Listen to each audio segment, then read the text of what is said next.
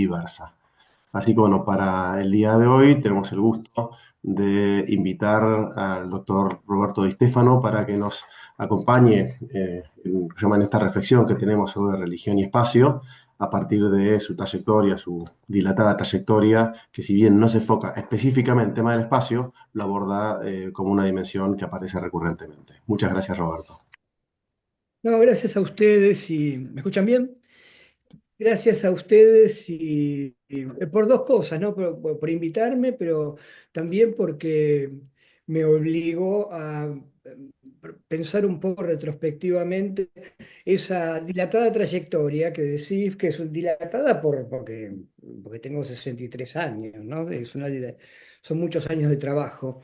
Eh, y bueno, es una y me di cuenta de que hice muchas cosas y que abordé muchos temas, muchos problemas diferentes, pero creo que hay algunas líneas de continuidad, que es a lo que me voy a referir, ¿no? Primero que creo que transité fundamentalmente dos vertientes de la disciplina, que son la historia social de la religión por un lado y por otro lado la historia de las ideas político-religiosas, o lo religioso vinculado con lo político. Segundo, que hice algunas apuestas metodológicas eh, que se pueden encontrar un poco en todos mis trabajos, que son, uno, el uso de fuentes muy diversas, ¿no? Muy variadas, que tiene que ver con el hecho de que en Buenos Aires, desde 1955, no tenemos un archivo. Yo nunca conocí el archivo arzobispal porque ya lo quemaron en el 55, y a todos los que trabajamos sobre periodos tempranos, sobre todo colonial, 19, nos ha pasado que hemos tenido que manotear fuentes de donde había. Y entonces, bueno, a las fuentes eclesiásticas, la prensa, las fuentes estatales, fuentes privadas. Yo he trabajado mucho por ejemplo, con testamentos y con juicios, procesos judiciales. Por otro lado, el combinar diferentes temporalidades, ¿no? Con una atención, me parece que yo siempre necesité el largo plazo. Todos los libros que escribí, desde la historia de la iglesia, que fue el primer libro, el que escribí con Sanata hace 25 años más, este, ya en todos mis libros está la larga duración, está lo plurisecular, ¿no? Miradas muy amplias. Y cuando me metí con el tema del anticlericalismo, prácticamente lo primero que publiqué fue el libro Ovejas Negras, que toma desde colonial hasta el siglo XX. Porque de alguna manera me costaba ver periodos más pequeños sin tener antes en la cabeza los grandes procesos. Por otro lado, una combinación de escalas espaciales, ¿no? Como que en algunos trabajos he visto espacios muy amplios, en otros he visto casos muy específicos, espacios muy pequeños. Y tercero, vi que le he prestado mucha atención, le he puesto mucha cabeza para pensar eh, conceptos y ideas muy arraigadas, muy naturalizadas, eh, lo cual a mí me ha generado muchas enemistades, ¿no? Porque muchos colegas dicen que quieren, dicen que hay que debatir, hay que debatir, hay que debatir, pero cuando vos debatís, lo cual implica hacer una crítica, se enojan. Pero bueno. Hace muchos años yo tuve el privilegio de almorzar con Eric Hobsbawm, y en ese almuerzo Hobsbawm me dijo una cosa que me quedó grabada para siempre. Era algo que yo intuía, pero que no lo tenía así tan claro en palabras. Me dijo, Nuestro oficio, el de los historiadores, es pincharle el globo a todo el mundo. O sea, desarmar relatos, cuestionar. O sea, cuando viene alguien con un relato armado, pincharle el globo. Cuando vienen a decir siempre, porque nosotros nunca, qué sé yo, mostrarle que es mentira. Y yo creo que la historiografía religiosa referida a América Latina tiene carga con una mochila ultramontana muy importante. Hay una especie de influencia, de marca ultramontana que los historiadores de la religión a veces, muchas veces no se dan cuenta de que tienen una especie de filtro de mirada ultramontana de una cantidad de problemas. Y por otro lado, creo que es una historiografía también que muchas veces sin darse cuenta es mexicocéntrica. O sea que toma las cosas que se han estudiado para México y trata de hacerlas encajar en los demás países. Y las dos cosas están interconectadas, porque la mirada ultramontana gusta mucho de México, como ejemplo, porque ahí cierra el relato ultramontano muy bien, cuando en Argentina no cierra. Entonces, bueno, yo voy a hablar de algunos ejemplos de trabajos míos para mostrar cómo se interrelacionaron estas cosas. La historia social de la religión, la historia de las ideas, la crítica conceptual, lo de los tiempos, lo de los espacios. A ver qué sale. Bueno, empezando por mi investigación doctoral, ¿no? Que después fue publicada como la primera parte del libro El púlpito y la plaza, y que trataba sobre la generación de clérigos que en Buenos Aires vivieron la Revolución de Mayo. Entonces yo ahí arrancaba con una historia social del clero, tomando algunas familias, de la época virreinal. Y entonces, bueno, ahí hice una historia social, viendo cómo funcionaban estas familias, las estrategias familiares, el papel del celibato sacro dentro de esas estrategias familiares, digamos, ¿por qué mandar un hijo al clero, ¿no? ¿Y por qué al clero secular y no al regular? Es decir, ese tipo de cosas. Pero como me ocupé también del tema de la formación y de los contenidos de la formación, me tuve que meter ahí en la cuestión de las ideas, que no era mucho mi fuerte en ese momento. No sé si lo hice muy bien, creo que hice mejor lo de la historia social que lo de las ideas. Y en una escala espacial que era la diócesis, y en un periodo bastante largo, pero no tan largo, de medio siglo más o menos, ¿no? Viendo los cambios que se producían en ese periodo. Y le presté mucha atención en esa tesis a la relación entre mundo rural y mundo urbano, porque en esa época el mundo urbano era el lugar de la religión y el mundo rural era el lugar del fanatismo, de la superstición, de la ignorancia, de la magia, etcétera. Y estos curas reciben un mandato borbónico, digamos así, de ir al campo, de convertir a esos rústicos en fieles súbditos de la corona y llevar, bueno, qué sé yo, desde técnicas agrícolas hasta la vacuna antivariólica, ¿no? Es otro modelo de sacerdote, otra identidad de sacerdote que tiene lugar en ese momento, que es un momento muy especial de la historia del clero, ¿no? Podríamos profundizar eso también. Y Y yo ahí, bueno, esa investigación me permitió cuestionar algunas ideas muy arraigadas, ¿no? Una es que es falso que el clero haya participado de la revolución como una reacción antiborbónica. Mentira.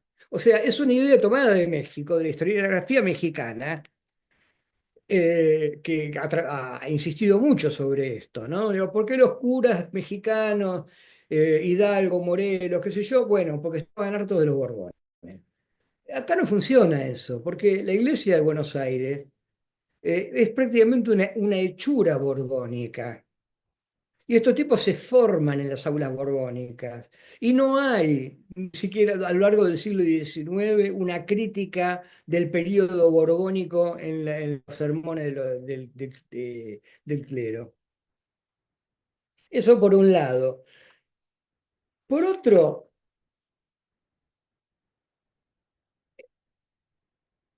cuestionar esta idea ultramontana, ¿no?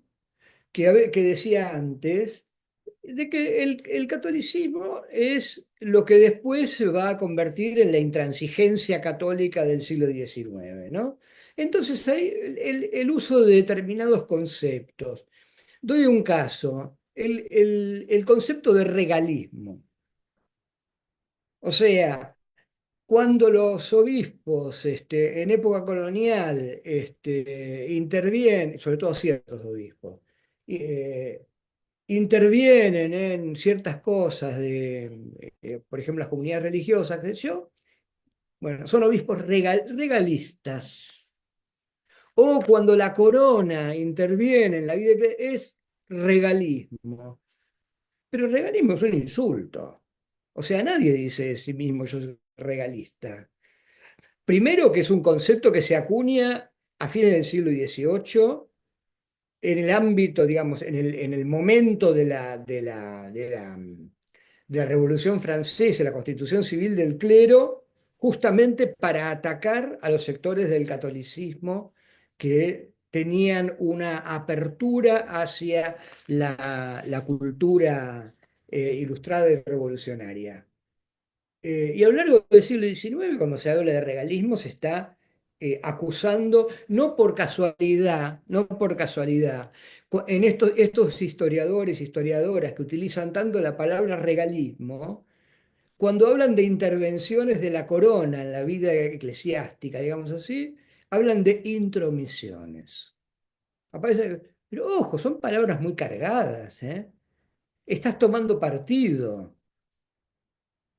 Toman partido o siguen un partido y no se dan cuenta a veces. Porque a veces estos historiadores ni son católicos ni nada, ¿eh? Pero ni se dan cuenta de que tienen un filtro ultramontano en la cabeza. También podemos ahondar en eso. Después, bueno, segundo, las investigaciones que yo he hecho sobre los patronatos familiares de iglesias, capillas, altares, fiestas y demás, ¿no? Que también es una historia social porque he tenido que estudiar familias concretas y verme los testamentos, verme juicios, verme los registros parroquiales, en una escala muy pequeña, la escala local, la escala de la parroquia, la escala de la capilla. Muchas veces en ámbito rural, pero también en Buenos Aires, en el siglo XVIII, casi todas las parroquias de Buenos Aires nacen a partir de capillas familiares, que se compraban y se vendían, como se compraban y se vendían los altares o las imágenes. Entonces, una escala local, un periodo plurisecular, porque tengo trabajos que arrancan en el siglo XVII y terminan en el siglo XX, siguiendo una familia, un patronato, cómo va pasando de generación en generación el patronato sobre la iglesia, sobre el templo, digamos, o lo que sea. Y también esto me permitió cuestionar, y esto me generó muchas enemistades, eh, conceptos como el de iglesia colonial. O sea, esta idea de la que yo me he machacado mucho, de decir, muchachos, muchachas, la iglesia colonial no existe. Eso que estás buscando por todos lados. No existe. Porque la iglesia son las mismas familias de la élite, que son las que organizan la vida religiosa. Y los obispos son convidados de piedra, ni pinchan ni cortan. Es como una especie de organización feudal en la que la iglesia patrona organiza la vida religiosa y es la que, en algunos casos, patronos de un convento eligen qué monjas pueden entrar y cuáles no, cómo se van a vestir y demás. O sea, patronos laicos, ¿no? Entonces, ¿dónde está eso de la iglesia colonial? Me venís con grandes discursos de la iglesia colonial. No existe eso, flaco, flaca, no existe eso. No solamente no existe, además, como estás tan obsesionado, obsesionada con la iglesia colonial, eso te crea un ángulo ciego que te impide ver un montón de cosas. Por ejemplo, te impide ver esto de los patronatos. Muchos de estos patronatos fueron considerados, este, por ejemplo, donaciones. Otro concepto que también... ¿Qué significa donar en el siglo XVIII? No significa lo que significa hoy. Hoy donar, vos donás algo y te desprendés de ese algo. En el siglo XVIII, donar significa poner a disposición un bien, pero no necesariamente se pierde la propiedad sobre ese bien.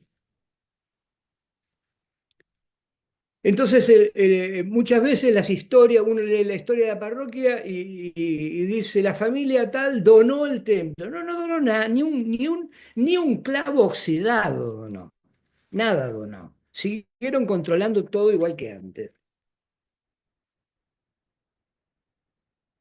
Tercero, mis trabajos sobre el liberalismo argentino y la religión, ¿no? Ahí es un trabajo de historia de las ideas político-religiosas, digamos.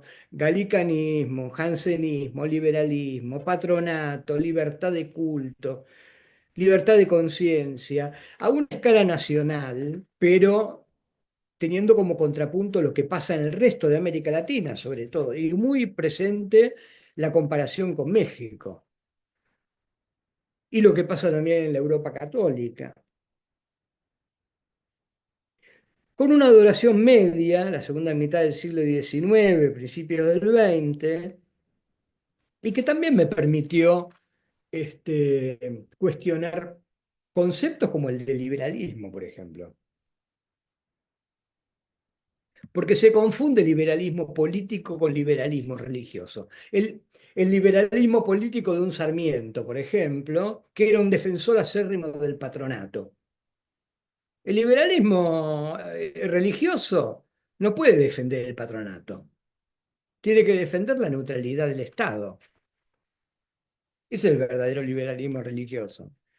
Si vos defendés el patronato, tenés una visión galicana de la relación Iglesia-Estado. Y de hecho, yo les puedo mostrar cantidad de intervenciones de Mitre, de Sarmiento, de católicos como Avellaneda, que hablaban de la Iglesia de Buenos Aires como una iglesia nacional que defendía sus libertades al igual que la iglesia galicana. Y citan a Bossuet.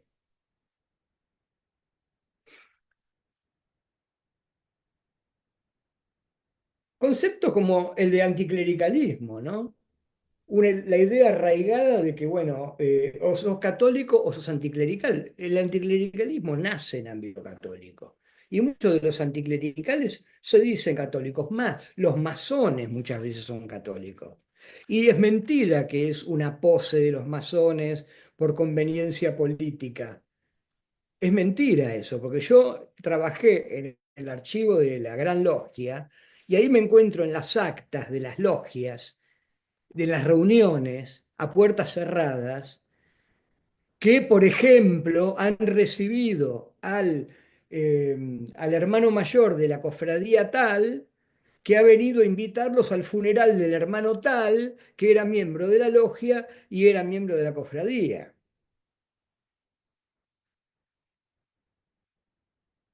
El catolicismo de Mitre, de Sarmiento y qué sé yo. No, esta cuestión bueno, el ultramontanismo, ¿no? De nuevo, que dicen, no, bueno, no eran verdaderos católicos. ¿Por qué no eran verdaderos católicos? Porque no te gusta lo que pensaban. Como no te gusta, no eran verdaderos católicos. ¿Quién es uno para decir que fulano que se dijo católico en realidad no lo era? ¿Quién soy yo para decir una cosa así? Ni a los católicos, ni a los masones les gusta que uno diga que muchos católicos eran masones, incluso conspicuos católicos del siglo XIX fueron masones. No les gusta, porque les gusta verse como el agua y el aceite. Los dos son iguales. A los masones no les gusta, a los católicos no les gusta. Y cuarto, y termino, el último ejemplo. Estudios que hice varios sobre conflictos puntuales, y acá creo, bueno, un poco hay una serie de influencias, entre ellas la microhistoria italiana, ¿no? Conflictos como ventanas para ver determinadas cosas. Cito uno nomás, ¿no? El incendio del Colegio del Salvador, el 28 de febrero de 1875.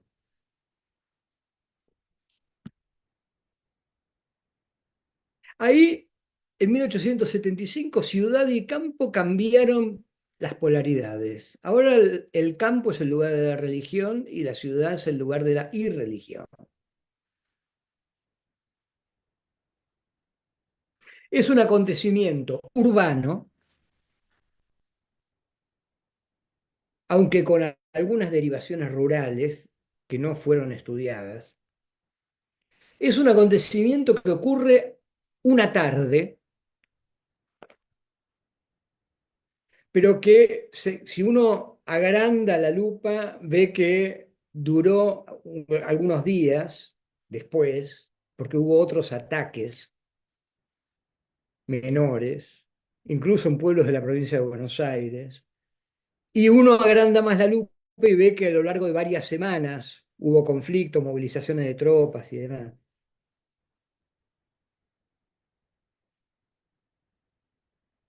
que tiene como epicentro un área muy restringida, que es el centro de la ciudad de Buenos Aires, que tiene que ver con, como bien señaló Hilda Sábato, con la expansión del espacio público, justamente, el espacio público urbano. Esto lo trabajó Hilda bastante. Que es un conflicto que si uno se toma el trabajo, en lugar de quedarse con la prensa, de ir a ver los procesos judiciales a los detenidos, ahí uno ve, quiénes son. Es que es una gran pregunta fundamental de la historia social. ¿Quiénes son estos tipos? Pues son todos tipos. Y esto tampoco es secundario, porque tiene que ver con el hecho de que el anticlericalismo es fundamentalmente una cosa de varones. Esa tarde, mientras marchan, no hay mujeres en los balcones tirándole flores, como ocurría generalmente en las marchas políticas del siglo XIX. Y permite ver también qué era lo que pensaban que estaban haciendo cuando hacían lo que hacían. ¿Y quiénes son estos tipos? Bueno, ahí está el tema de anticlericalismo e inmigración. Es mentira que el anticlericalismo viene con la inmigración. Mentira. Y es una mentira que fue muy cultivada justamente por los católicos. Porque cómo el pueblo católico va a ser una cosa así, va a ser anticlerical. Pero resulta que de los detenidos, casi todos son gente humilde. Son artesanos, son vendedores ambulantes, pequeños comerciantes, panaderos, herreros, tipógrafos. y son argentinos. Son argentinos en una proporción mucho más alta que la proporción de los argentinos en la sociedad de Buenos Aires en ese momento. O sea, es fundamentalmente un fenómeno argentino.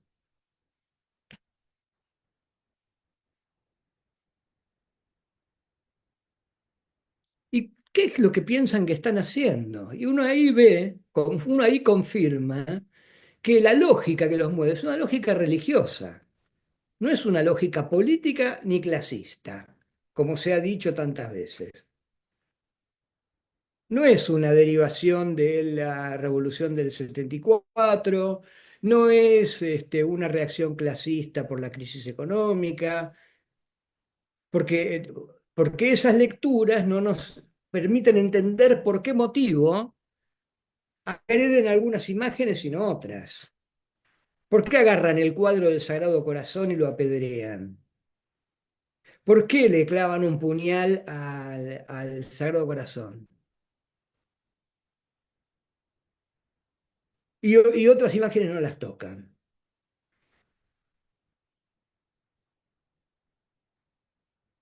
Entonces, digo, para cerrar esto, digo, esa tarde está como condensado en ese episodio, este, un montón de características de esa cultura anticlerical que está tan arraigada en la Argentina, a pesar de ser la Argentina, o justamente también por ser la Argentina, un país en el que el catolicismo ha tenido un peso muy importante, y lo digo sin ser católico céntrico. Uno ve condensada ahí un montón de cosas que yo vi en Ovejas Negras, ¿no?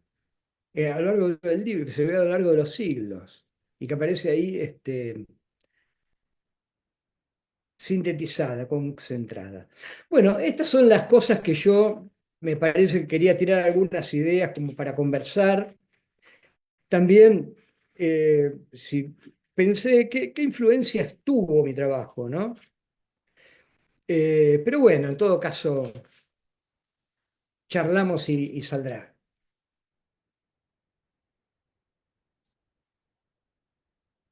Terminé. Muchísimas gracias, Roberto.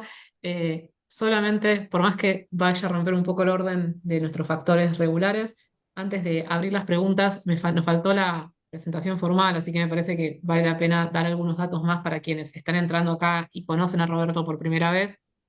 Eh, Como ya se habrán dado cuenta, es licenciado en Historia por la Universidad de Buenos Aires y doctor en Historia Religiosa por las universidades consorciadas de Bolonia, Padua, Florencia, Turín y Milán. Es investigador principal del CONICET en el Instituto de Historia Argentina y Americana, doctor Emilio Rabiniani. Ha sido profesor invitado en universidades, bueno, del país y del extranjero. Su último libro es Inmaculada Concepción en Argentina, de 2024. Creo que acá es así, por favor, corregime, Roberto, algunas de estas cuestiones que contás están en otro libro, sobre todo digo, vos contaste mucho de tu trayectoria, pero el motín anticlerical está en este otro libro que se llama La ciudad secular, religión y esfera pública urbana en Argentina, que era uno de los que había también motivado, entre otras cosas, volver a llamarte. Y bueno, como Roberto contó en su trayectoria, un especialista en cuestiones de religión, Estado, Iglesia, con una mirada que permite en esta larga duración y en esta escala temporal y espacial una enorme complejidad para pensar el fenómeno religioso en Argentina, al mismo tiempo con una intención por conocer en complejidad ese fenómeno desde cómo los propios actores lo ponen en juego, esto que con lo que cerraba Roberto, ¿no? Bueno, cuáles son los motivos religiosos para un montón de acciones desde los propios actores y no intentar, como investigadores, que esto es algo que muchas veces pasa, eh, preclasificar nosotros las creencias de la gente en función de categorías cerradas eh, o que cristalizan ciertos principios. Alejandro, si querés abrir un primer comentario y después abrimos a preguntas. Sí, sí, bueno, yo voy a hacer también, ¿no? Una mezcla entre lo que iba a decir antes para hablar mínimamente sobre la obra de Roberto, pero que se confirma a través de todo lo que dijo, ¿no? Digamos, yo creo que Argentina tiene muy buenos historiadores de la religión, historiadores e historiadoras, Y bueno, sin duda que Roberto está en lo más alto del podio entre nuestros historiadores e historiadoras. Em, para mí fue muy importante, digamos, leer, reconozco que empecé a leer tarde a los historiadores, digo, en relación a todo lo que había leído antes de sociología y antropología, como que bueno, recién después de un tiempo llegué a los historiadores. Y a mí me ayudó bastante a cambiar mi percepción de las cosas, y especialmente el trabajo de Roberto fue particularmente importante porque, y creo que el trabajo de él después influyó a otros historiadores más jóvenes que, nombrándolo o no, se ve que tienen esa impronta cuestionadora que de repente uno no veía tanto en historiadores más antiguos, ¿no? Y a mí, digamos, lo que siempre me llamó la atención y me pareció sumamente importante es esto que dice él, ¿no? De todas las muchas cosas relevantes que dijo, esto de pensar los conceptos o repensar los conceptos y cuestionar las ideas muy arraigadas. Y cuando él dice, bueno, que la historiografía de la religión en América Latina tiene una influencia, gran influencia o una gran perspectiva inconsciente, muchas veces ultramontanista y México-céntrica, yo diría que, bueno, yo a veces traduje un poco eso, algo parecido, en decir, bueno, que muchas veces la sociología de la religión nuestra era católico-céntrica, o sea que tenía presupuestos implícitos, analíticos, que iban más allá de la sociología para ser mm, excesivamente influenciados por perspectivas católicas sobre cómo es el modelo de la religión y de cómo funcionan las religiones, porque todos nosotros, digamos, crecimos en una sociedad católica y aún los que no nos consideramos religiosos, tenemos un modelo de lo que sería una religión basado en el católico, ¿no? Y el comportamiento religioso y la religión legítima en la modernidad, en los tiempos actuales, etcétera. Y yo creo que para las ciencias sociales también muchas veces hay un francocentrismo, ¿no? O sea, quizás, por ejemplo, yo me di cuenta que muchas de las cosas que nosotros decíamos, los sociólogos, de, bueno, las modificaciones de la religión, de la modernidad, etcétera, estaban basados en autores franceses que decían lo que ellos veían en Francia que sucedía con la religión en su país, que no necesariamente es lo que sucede con la religión en Argentina. Entonces, para mí fue súper importante ver los trabajos reales sobre la religión, digamos, de antes en Argentina, para ver, bueno, pero ¿qué tanto cambió entonces? Si vamos a la realidad y no a un modelo teórico basado básicamente en la literatura francesa, como si Argentina fuera Francia. ¿Sí? O sea, digo, Argentina no es Francia. Yo me acuerdo de haber visto en congresos internacionales gente de Inglaterra diciendo, bueno, sí, ok, esa explicación está muy bien para Francia, pero no sirve para Inglaterra. ¿Ok? Entonces, bueno, si no sirve para Inglaterra, ¿por qué habría de servir para Argentina, que tuvimos un proceso, digamos, colonial y civilizatorio y de desarrollo de lo religioso bien diferente a el primer mundo? Em, y iba a decir algo. Am, pero bueno, no, básicamente esa idea, ¿no? No, la idea me parece súper importante, la idea de Roberto de cuestionar esto de la Iglesia católica en épocas pasadas, ¿no? Como bueno, nosotros tenemos ahí de vuelta, estamos sacando, digamos, estamos partiendo de un presupuesto de lo que es la Iglesia hoy y lo estamos un poco llevando hacia el pasado, ¿no? Y no, en el pasado la situación era radicalmente distinta. Pero entonces, digamos, ahí es donde uno tiene que ser eh, particularmente astuto, particularmente tosudo y particularmente no me importa qué me van a decir los demás, como dice Roberto, pelearme, digamos, con colegas, aunque, digamos, uno no quiere pelearse, pero uno sí quiere debatir ideas, porque si no estamos todos repitiendo todo el tiempo verdades establecidas y no vamos a ningún lado, ¿no? Entonces, digamos, lo que hay que hacer, y a mí eso me irrita mucho todavía en las ciencias sociales contemporáneas, como la misma narrativa, no, porque la religión pasó esto y ahora estamos así, y uno ve todos los países en América Latina y siempre es lo mismo. Ay, bueno, ahora hay increencia y no sé qué, y antes todos creíamos, y antes éramos todos católicos. Y es así como, bueno, no, pará, digo, yo sí fui a México, ahí también iba a México, me encanta el trabajo tuyo, Roberto, donde vos comparás México con Argentina, porque ahí uno ve las diferencias, a mí me permitió también entender estas diferencias cuando uno va a México y ve que sí, vas a la catedral y está lleno de gente en casi en cualquier momento, porque hay muchas misas, pero a la vuelta de la catedral mexicana están haciendo limpias y hay chamanes. Entonces, digamos, está coexistiendo esa asistencia a misa, que es mucho mayor que en Argentina, ¿sí? Que uno diría, bueno, no creo que si entro a la tarde de un jueves a la Catedral Argentina voy a encontrar tanta gente como encuentro en la Catedral Mexicana.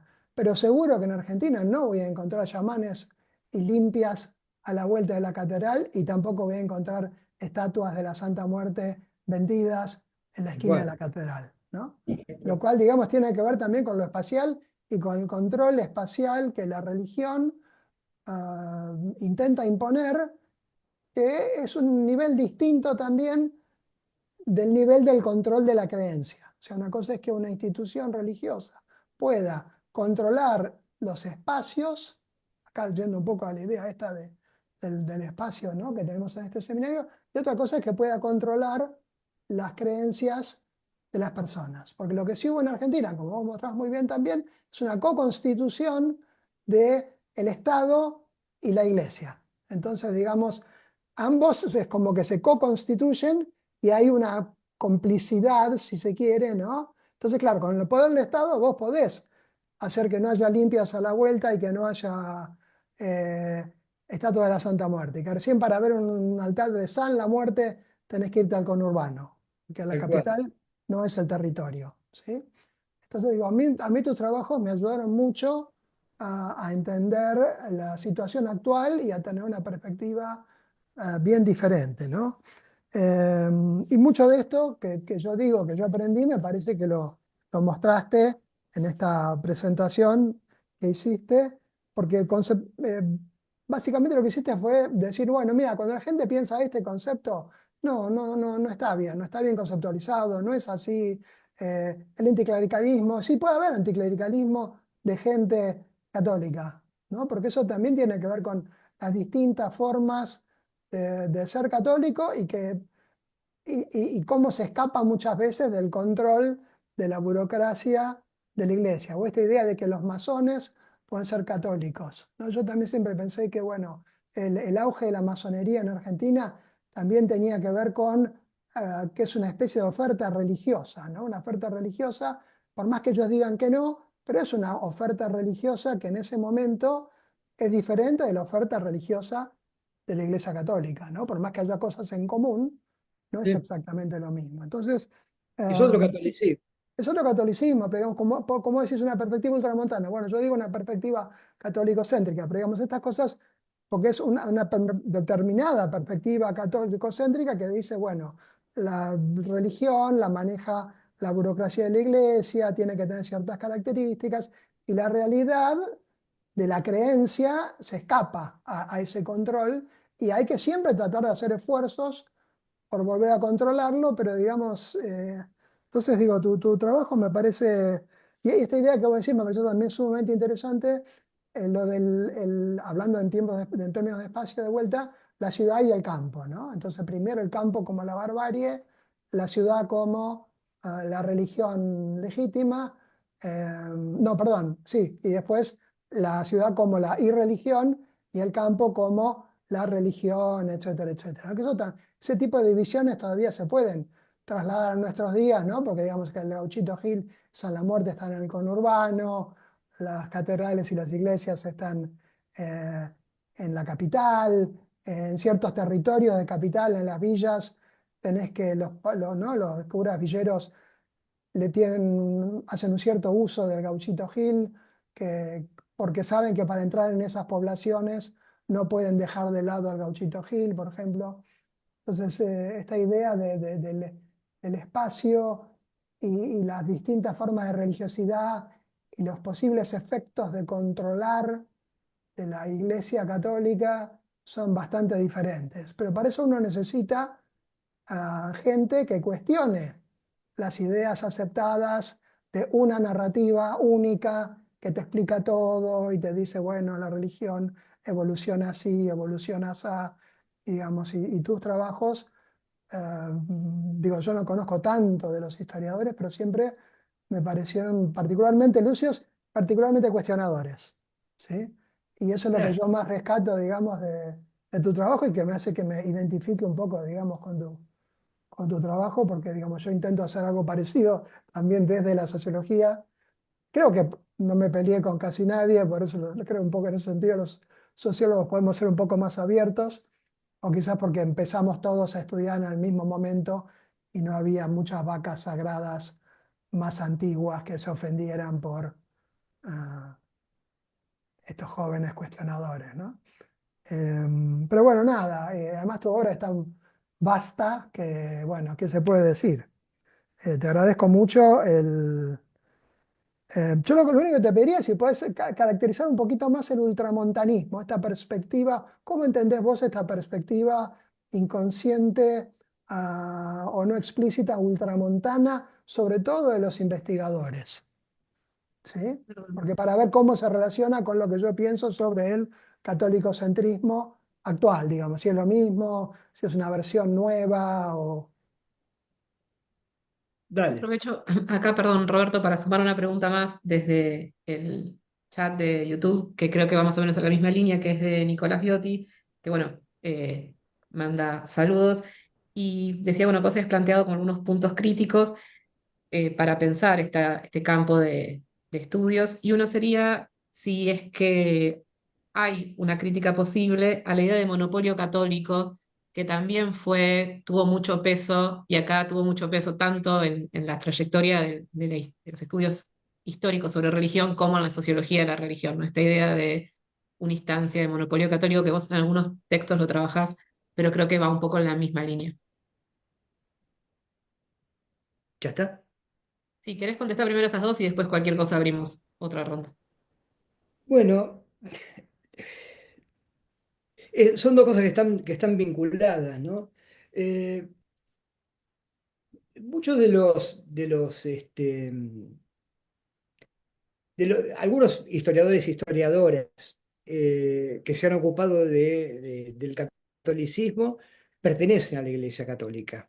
Y ahí hay hay digamos como marcas que pueden ser más o menos conscientes, ¿no? Pero después hay como una especie de enamoramiento del objeto, y por parte de gente que no pertenece a la Iglesia Católica, que incluso no es creyente, y que sin embargo repite este esquema, que es un esquema. ¿A qué me refiero con ultramontanismo? A la idea de que hay una ortodoxia católica que es la de la intransigencia del siglo XIX, del conservadurismo, digamos así, católico, prorromano, que impide ver que otras formas de catolicismo no fueron necesariamente desviaciones respecto de la norma, sino que fueron alternativas que perdieron. O sea, hay un peso porque también las fuentes te llevan a eso. Si vos trabajás con fuentes eclesiásticas y estás todo el tiempo leyendo la prensa católica, empezás a ver la realidad a partir del marco conceptual que te da esa prensa católica. Si no, vos no tenés eh, la precaución de diversificar tus miradas y de poder pensar que hubo otros catolicismos, qué sé yo, el catolicismo masónico, por ejemplo, o el gallicanismo argentino, que fueron derrotados en el siglo XIX, pero que digamos, ¿por qué yo voy a pensar que eran menos católicos que los que defendían las posturas romanas? Entonces ahí hay un... Y digo que esto es inconsciente porque se ve a través del vocabulario que usan, ¿no? Eh, bueno, el mismo concepto, yo lo dije, el mismo concepto de regalismo es una palabra rara, ¿no? Es como si vos, para estudiar el peronismo, utilizaras la categoría gorila como una categoría analítica. O sea, no podés hacer una cosa así. O sea, vos podés usar el término como concepto de la época, como un concepto nativo de los actores, de los peronistas, pero no podés utilizar como una categoría analítica gorila. Tampoco puede ser utilizada como categoría analítica regalismo, porque los que eran acusados de regalistas decían, nosotros no estamos haciendo nada que no esté perfectamente de acuerdo con la ley, incluso con la doctrina católica. Es decir, fíjense en esto, ¿no? Los obispos de época colonial no tenían ningún problema en que el rey les dijera qué doctrinas teológicas tenían que defender y cuáles tenían que rechazar. Un laico les decía lo que tenían que pensar, lo que tenían que predicar, se lo decía un laico, el rey. 50 años después, eso les resulta intolerable. ¿No? Entonces ahí hay un cambio importante que vos como historiador lo tenés que tener en cuenta. Vos no te podés comprar lo que te venden los obispos de 1850 y tirar eso para atrás. Como no podés tirar para atrás la idea de la iglesia, esto que decía Alejandro, ¿no?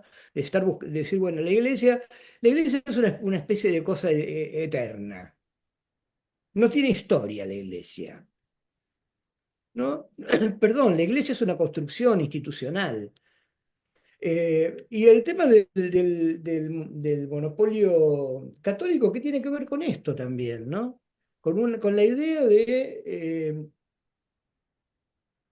bueno, la Argentina es un país católico y entonces los que no son católicos son minorías o son una especie de cuerpo extraño que se puede tolerar, que bueno, perdón, pero ese catolicismo del que estamos hablando, nunca existió un monopolio católico. Si ni siquiera en la colonia. Yo traté de mostrarlo esto con Ovejas Negras, ¿no? Si uno se va para atrás, en la misma ciudad de Buenos Aires, en 1760, una cosa así, ya no me acuerdo, 70, los párrocos decían que la gente no iba a comulgar, que no comulgaba para Pascua. En el centro, no en el medio del campo, en el centro, en parroquias del centro de la ciudad de Buenos Aires, ¿no? Entonces, ¿qué quiere decir que esa gente que no iba a comulgar para Pascua? Quiere decir que era atea, quiere decir que era anticatólica, que, no, y bueno, por ahí vivían la religión de otra manera, ¿no? Entonces creo que son todas cosas que están asociadas y que nos hacen muy mal, porque nos impiden ver cantidad de cosas que son muy importantes. Porque compran un relato y lo repiten y lo repiten y lo repiten. Y siempre es el mismo relato, una especie de catolicismo que es siempre eterno y que ahora estamos bastante mejor en eso. Pero si nos vamos 20 años atrás, era una lucha a brazo partido esto. Muchos historiadores e historiadoras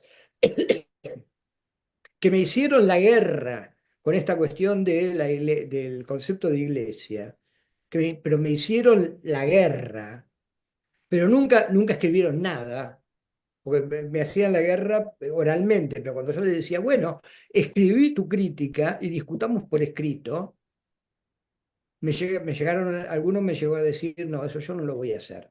Bueno, entonces es mentira que querés debatir y debatir y debatir. No querés debatir. Este, Digo, entonces, muchos de esos historiadores dejaron de usar la palabra iglesia colonial y empezaron a hablar, como usaba yo más prudentemente, instituciones eclesiásticas coloniales. Lo empezaron a hacer. Nunca admitieron que se habían equivocado. Bueno, no sé si me fui un poco de mambo, perdón.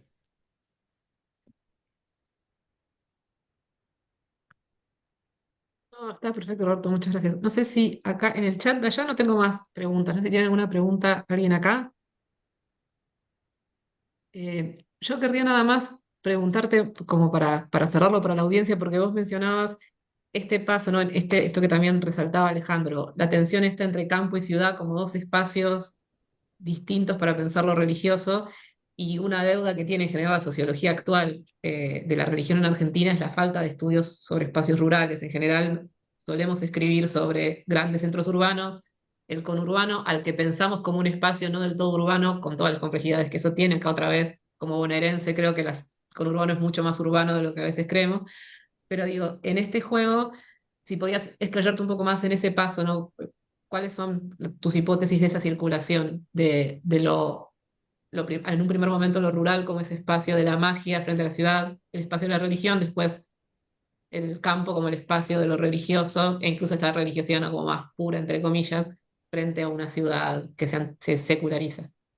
Es fundamental el romanticismo, la influencia romántica, ¿no? Que recupera lo rural y las tradiciones y el folclore, qué sé yo. Bueno, ahí empieza a ver, por ejemplo, uno lo nota en la prensa católica del 19 cómo van empezando a usarse tópicos románticos, ¿no? De la fe sencilla, del gaucho que, aunque es iletrado, sin embargo, conserva la fe de sus mayores. El mes de María, que es el mes de noviembre, ¿no? Previo a la Inmaculada Concepción, que es el mes de las flores. Entonces, esto de salir al campo para ir a ver fiestas religiosas en pueblos rurales. Ahí hay una influencia romántica muy fuerte, que uno la puede ver en las formas literarias que se utilizan en la prensa católica. Eh, y por otro lado está, bueno, la cuestión de la inmigración, que es una, un fenómeno que en Argentina tiene una dimensión avasallante y que eh, asusta, ¿no? Pues lo nuevo, lo diferente, asusta. Y, y el lugar de la inmigración es fundamentalmente Buenos Aires, ¿no? O sea, no por casualidad, en 1875, cuando es el incendio del Salvador, no solamente los católicos dicen los atacantes fueron extranjeros. Lo dice el jefe de policía, lo dicen también los periódicos, digamos, laicos, liberales, que no es solamente la prensa católica, dice, fueron extranjeros. ¿Por qué fueron extranjeros? Porque hay una especie de terror frente a la violencia anticlerical. Los episodios de violencia anticlerical que se registran en la Guerra Civil Española o en la Revolución Mexicana tienen esa constante también, siempre fueron gente de afuera. Los agresores son siempre venidos de afuera, de otros pueblos, desconocidos, ¿eh? Porque hay como una especie de imposibilidad de aceptar eh, ese fenómeno violento, que la violencia anticlerical puede llegar a ser violentísima. Y justamente ¿por qué? Porque es una violencia religiosa. No sé si con esto te contesté un poco. Sí, perfecto, muchas gracias. Ahí Astrid creo que tenía otra pregunta también. Sí, más que nada, bueno, un poco de admiración porque yo cuando estudié en la carrera acá en Tandil, uno de los primeros libros que leí para un seminario con Eduardo Míguez fue casualmente El púlpito y la plaza, que tuve que hacer una reseña y todo, y me enamoré en ese principio de todo lo que tenía que ver con la historia de la religión. Después me fui por otros caminos, pero siempre mediando temáticas ligadas a la religión, religiosidad, y algo que explicaba Roberto es cierto, esto de que él habla de esa dicotomía de espacio rural y espacio urbano en lo que tiene que ver con la religión y la religiosidad, particularmente los que trabajamos espacios rurales en el siglo XIX, al interior de la provincia de Buenos Aires, vemos esto. Y también lo que se ve es ese eclecticismo y esa connivencia y convivencia entre diferentes religiones hacia el interior de la provincia. Yo no puedo dejar de pensar, en el caso de Tandil, la convivencia continua entre daneses, católicos y cómo la misma comunidad danesa es impulsora para la instauración de la Iglesia Católica en Tandil. Yo tengo otros colegas que se dedican de Mar del Plata y también de acá a trabajar más historia de la religión. Yo voy más para el lado de la salud y entretejo cuestiones de la religiosidad, pero los trabajos de Roberto abundan mucho en esto, en algo que ya señalaba Alejandro y demás, de venir a romper esos moldes prefabricados que muchas veces nos comemos con la teoría y que cuando vamos a la documentación nos encontramos con que más que blanco oscuro, la vida está teñida de grises y cómo estos personajes abundan en la complejidad. Y lo que le señalaba a Eric Hobsbawm, a mí me venía a la cabeza una frase de Carlo Ginzburg en uno de sus tantos libros, que ahora no recuerdo, cuando él señala esas contradicciones internas dentro de las personas, de cómo puede convivir continuamente el católico y el masón. Y cómo no es contradictorio, sino que es una cuestión sumamente lógica dentro de las personas.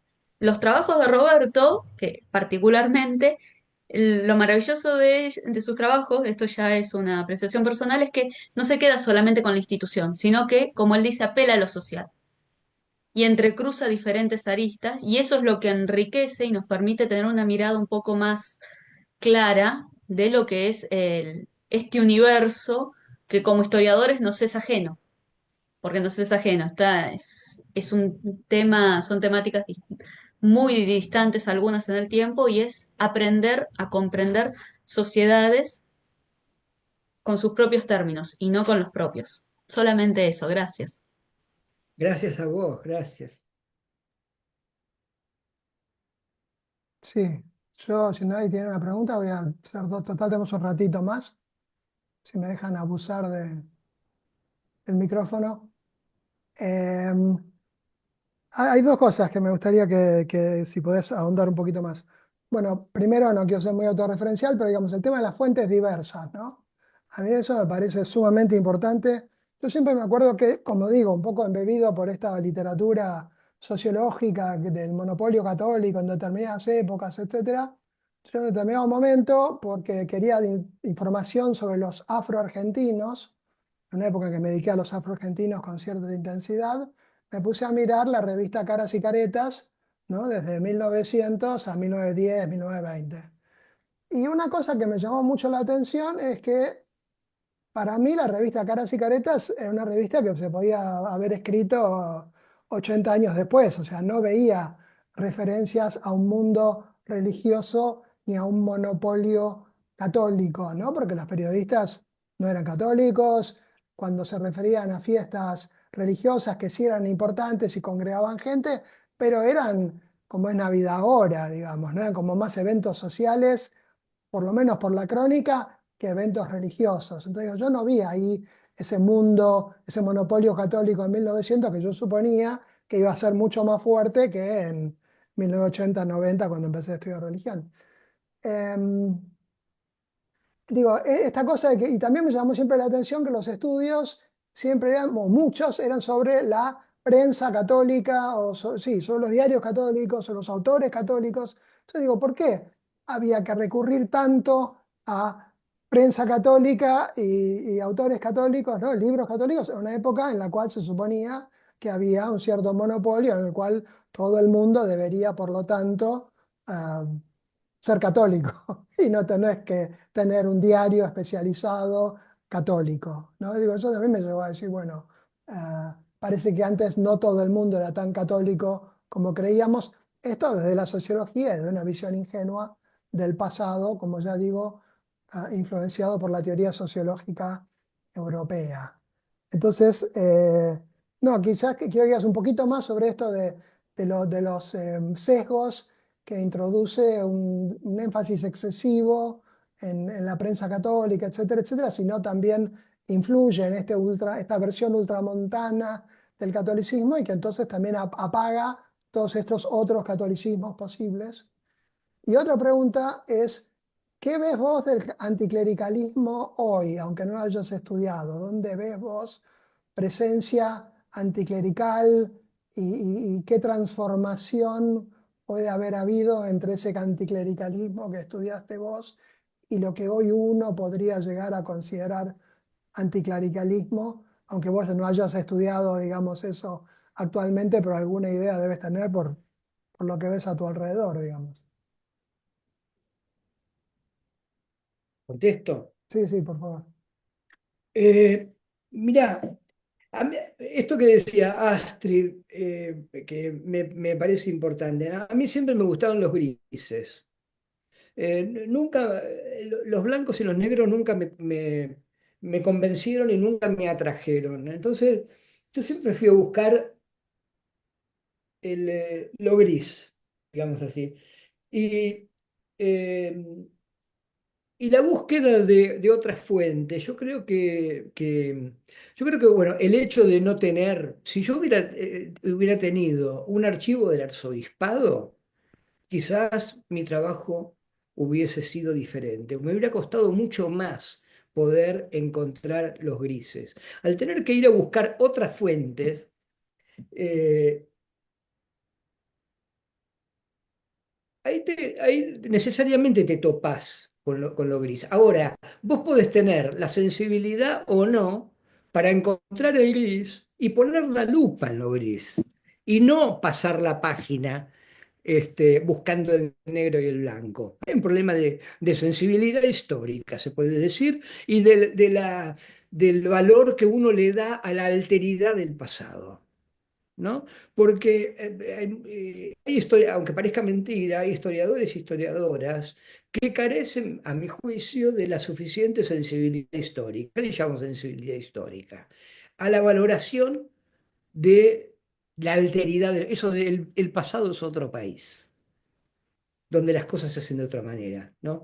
Entonces, a mí siempre me resultó.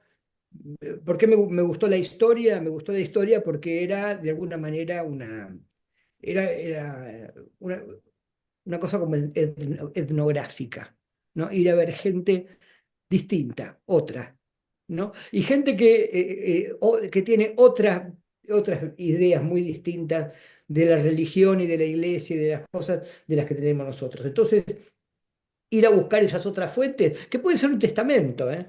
Uno se va a un testamento y se encuentra a veces con fórmulas estereotipadas que eran las que usaban los notarios, porque eran fórmulas religiosas estereotipadas, que ya venían hechas. Este, pero además uno se encuentra con correspondencia familiar, con bibliotecas, digamos, inventarios de las bibliotecas particulares, y son todas cosas que uno dice, ah, pero mira vos cómo funciona en este caso, ¿no? Digamos, lo que decía Ginsburg, la microhistoria no te permite ver en chiquito lo que los otros ven en grande, te permite ver otras cosas, te permite justamente ver lo gris, lo diferente. Y esto que decías vos del diario católico, uno puede decir, ¿por qué en Argentina nunca prosperó un diario católico? Porque el diario que más duró fue El Pueblo. Y era un diario que muchos católicos no leían, no solamente no leían, les parecía deleznable, les parecía una berretada clerical, ¿no? Porque, ¿qué es lo que pasa? En la Argentina no hay un conflicto religioso como el que hay en México o el que hay en Colombia. No hay. Y como no hay eso, no hay un catolicismo que por oposición a un no catolicismo, o un liberalismo agresivo hacia el catolicismo, un liberalismo anticatólico, se convierta en una identidad fuerte católica. Entonces, el catolicismo es vivido y hasta el día de hoy. Digo, esto que vos decías, yo voy a México y me encuentro con la iglesia llena, voy a Buenos Aires y me encuentro con la iglesia llena. Este, es vivido de manera mucho más light, ¿no? Eso que en el siglo XIX decían, en la Argentina no hay lugar para el fanatismo. Que lo que quería decir es, los católicos argentinos son gente que bueno, eso tiene que ver también con el hecho de ser una sociedad de frontera, ¿no? y una sociedad además que se conformó muy tardíamente. O sea, mientras que en México a principios del siglo XVIII tenían ya iglesias requetepotentes, que se reconocían, que podían elegir a la Virgen de Guadalupe como su patrona, etcétera. Acá en el siglo XVII no había nada. Recién a fines del siglo XVIII, más o menos, empieza a haber algo, y enseguida viene la revolución y lo trastoca todo.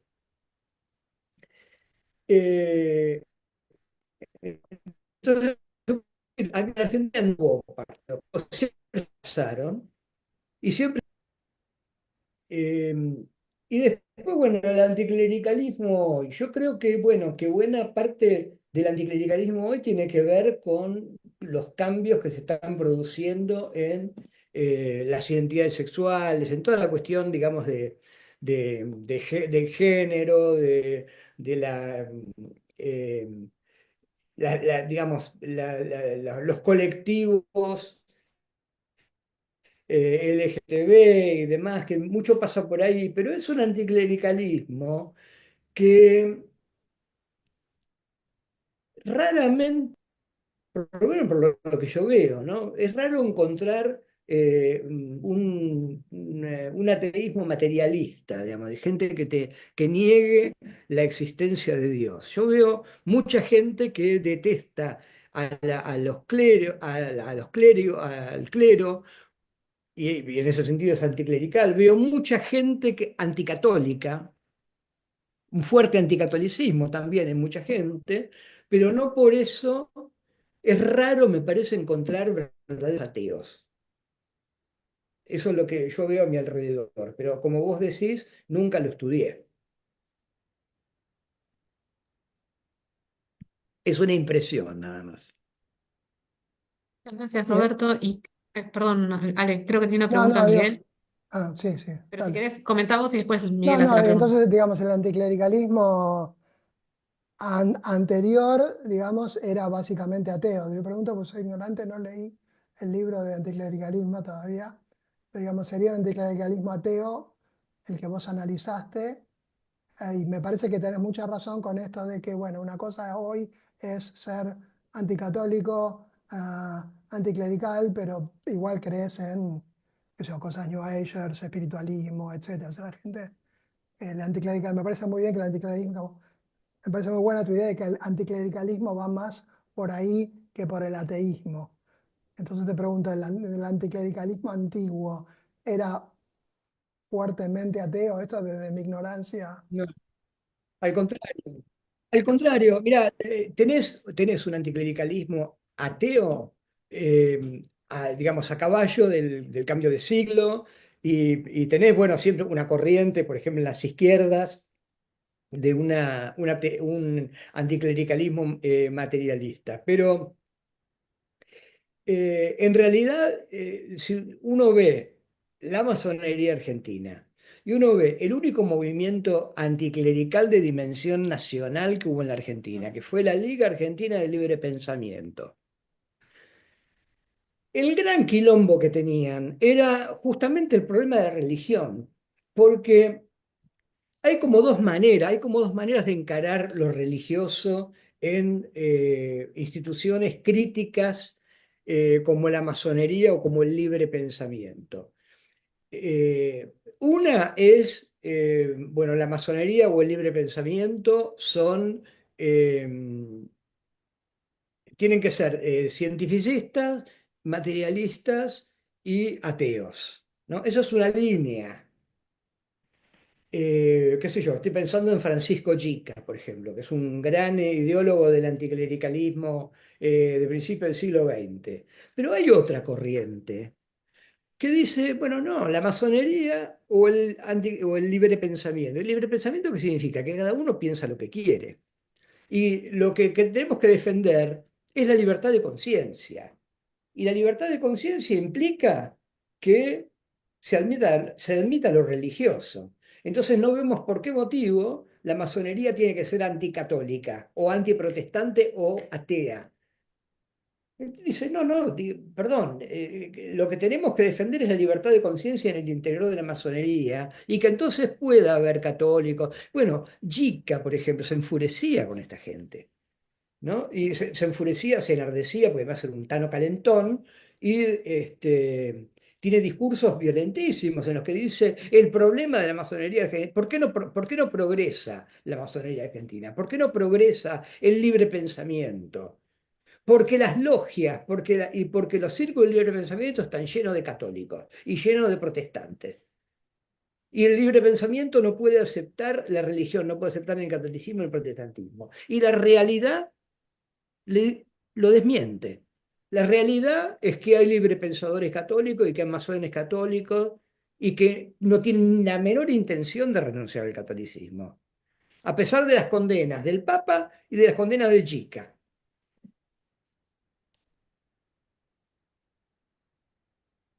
Gracias, clarísimo.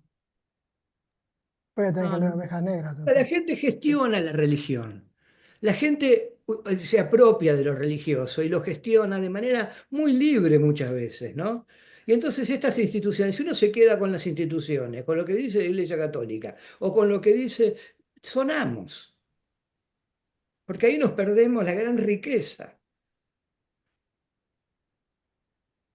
Y creo que es el gran Completamente. puente, perdón, para darle paso a Miguel, que es un poco el gran puente del trabajo tuyo, Roberto, con el de Alejandro, que como en dos planos históricos distintos piensan un poco también esto, ¿no?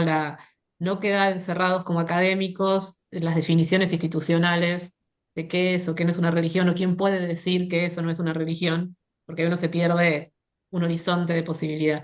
Y ahí sí, perdón, Miguel, te doy la palabra. Gracias, Pilar.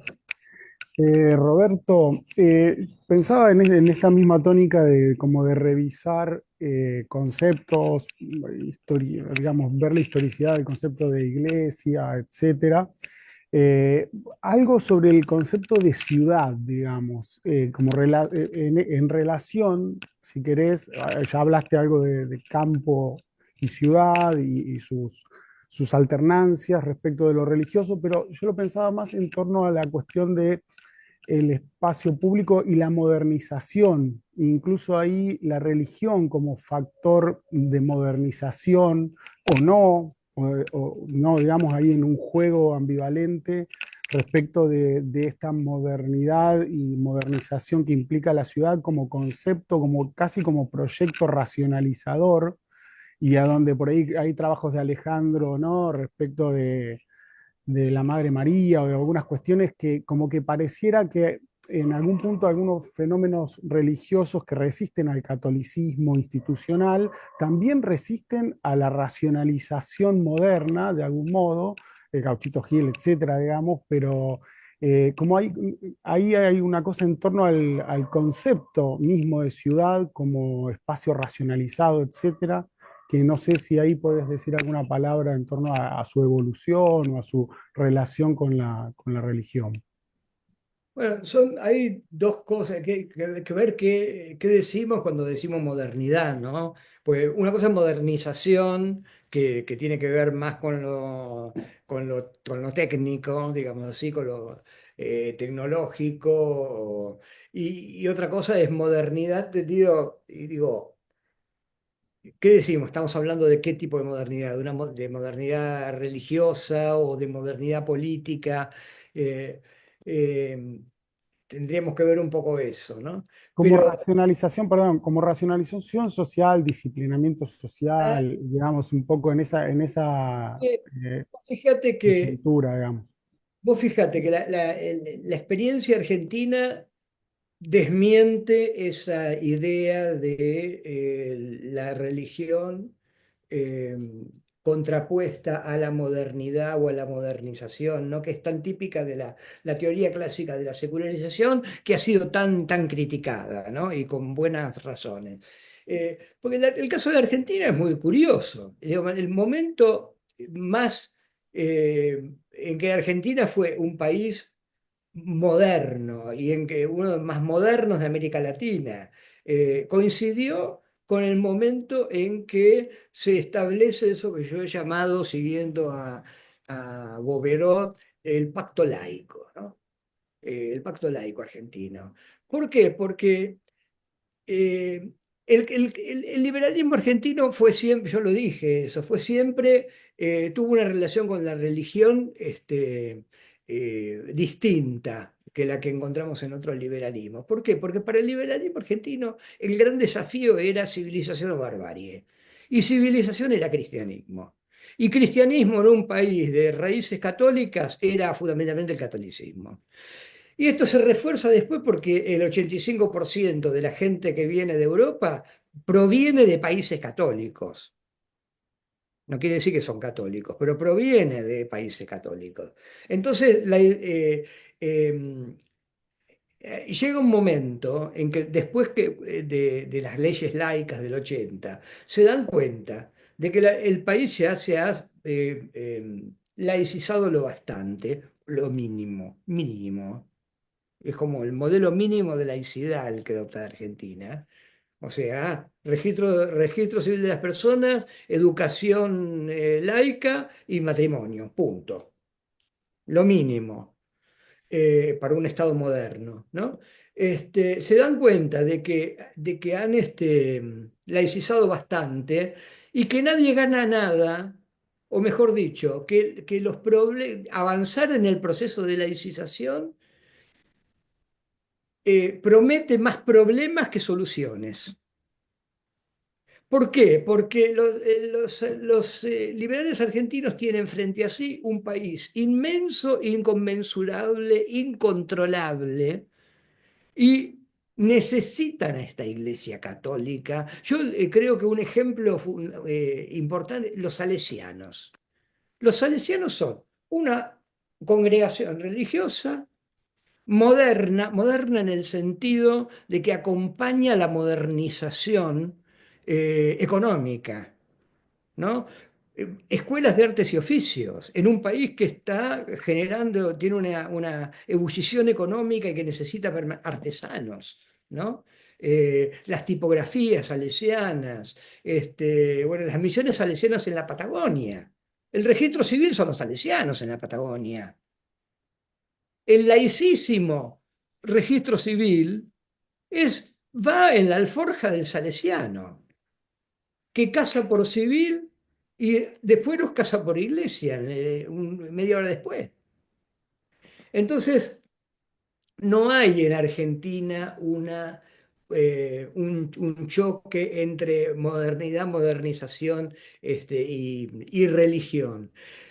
Sí lo hay un problema que no es nunca resuelto, que es una afirmación fundamental de la modernidad política, y que es la cuestión del origen del poder. O sea, ¿de dónde proviene el poder? ¿Es la soberanía popular, sí o no?